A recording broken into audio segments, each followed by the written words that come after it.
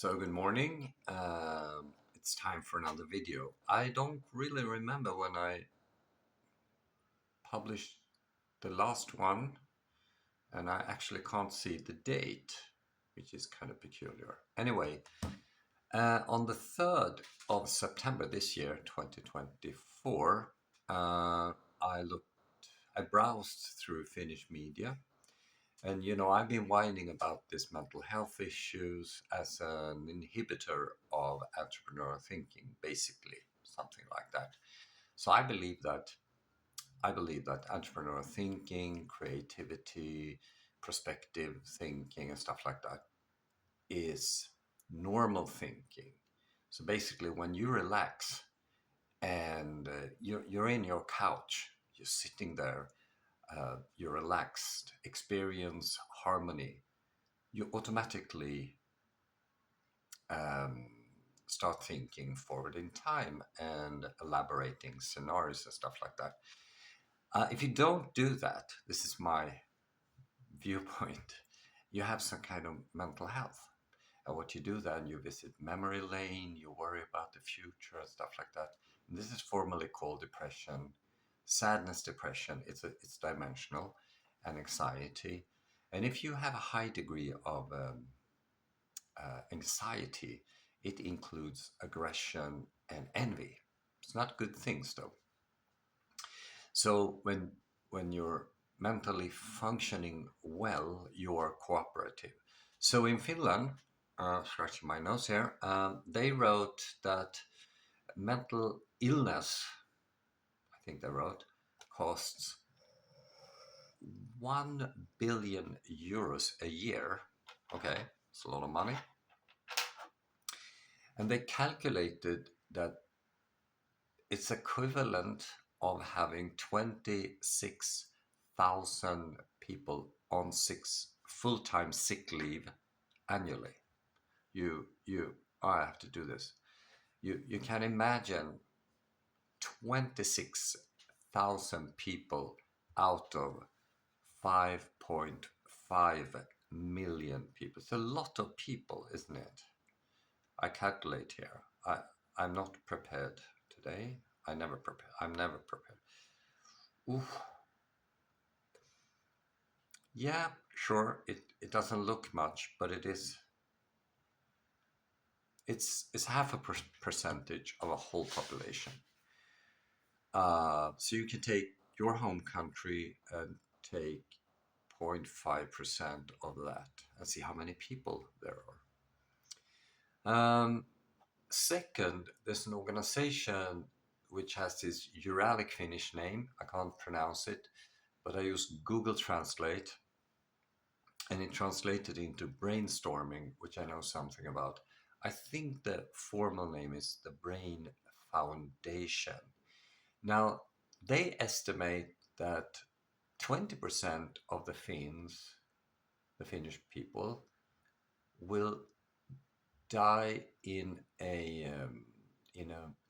they call it memory disease, and that's dementia basically, in particular Alzheimer.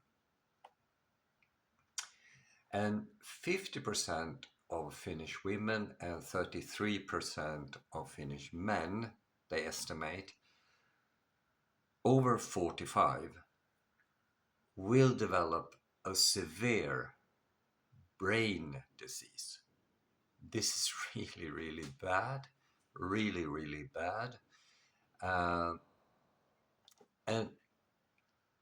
the Brain Foundation, they center around Alzheimer's. So Finland is the #1 Alzheimer country on the planet. And what they elaborate on is to find a medicine to cure it.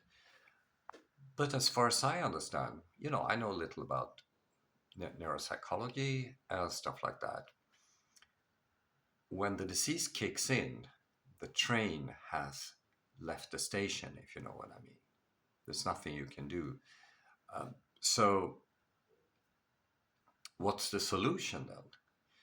I think it's food related, because a plethora of scientific studies suggests that you need, for example, animal protein for the hippocampi. So these are the sort of knowledge administrators which you have. You have one in each hemisphere of the brain. So a hemisphere is half of the brain. So you have a left hemisphere and you have a right hemisphere. And the hippocampus, in each of these, you have a hippocampus. And it sort of, uh, I don't know, mediates the communication between the working memory and the long-term memory. Very simplified. Okay. You also need animal fat, DHA, which is an abbreviation for docosahexaenoic fatty acid. You also need EPA, which is eicosapentaenoic fatty acid. You need choline, but you also need a number of vitamins and even more minerals.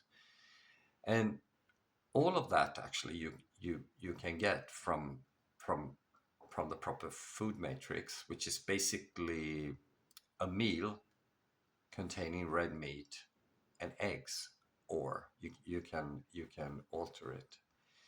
But now we have a political situation where the politicians try to push us away from animal source food.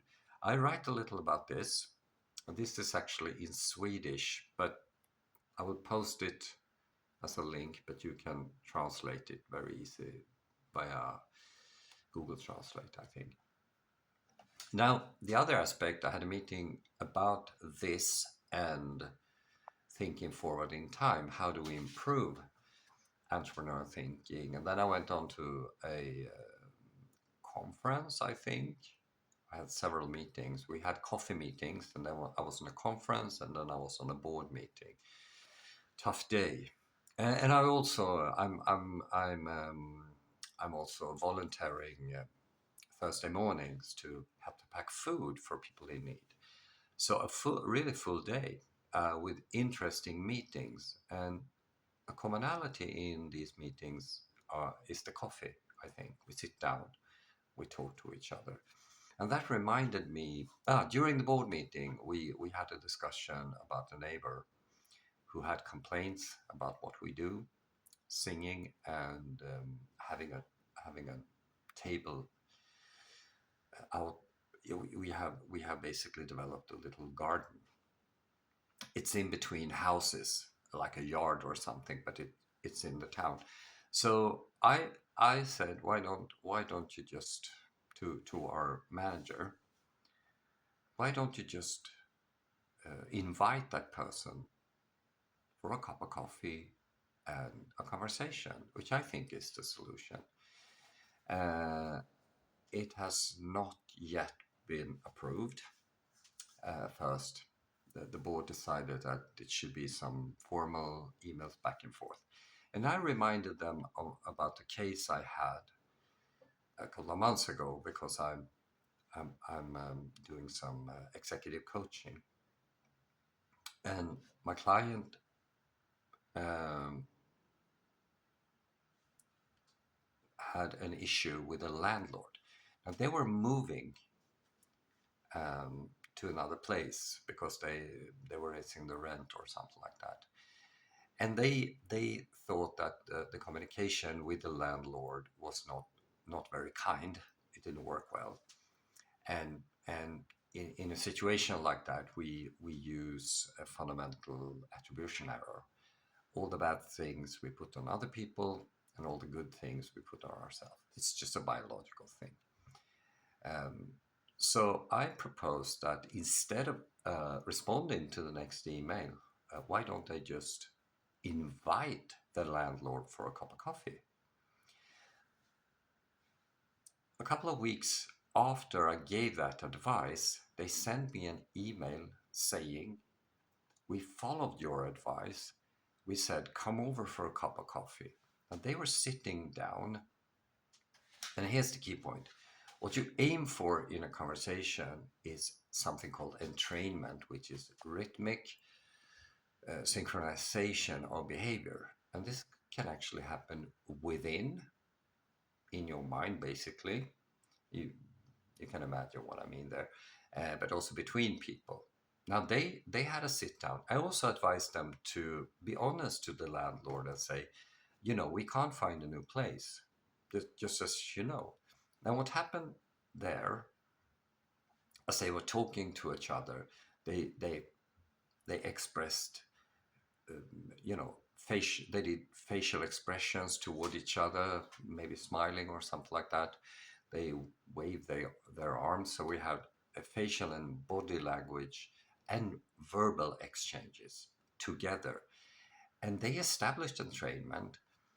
And when they told the landlord about the problem, the landlord said, I can help you. I know people who do the same thing as I do, letting out office spaces. Sometimes it's just too easy.